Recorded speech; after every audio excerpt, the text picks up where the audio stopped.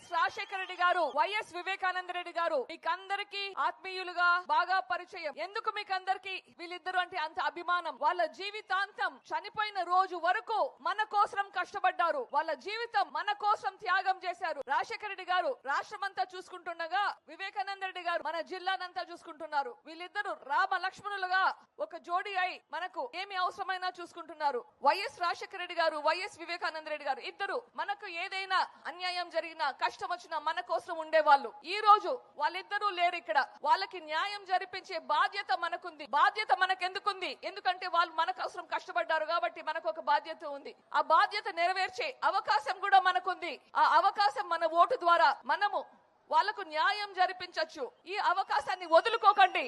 ఈ రోజు హస్తం గుర్తుకి ఓటేసి షర్మిలమ్మను గెలిపించి రాజశేఖర రెడ్డి గారికి, వివేకానంద రెడ్డి గారికి న్యాయం జరిపించండి. ఆ మహానుభావులిద్దరికి ఆత్మశాంతి కలిగేలా చేయండి.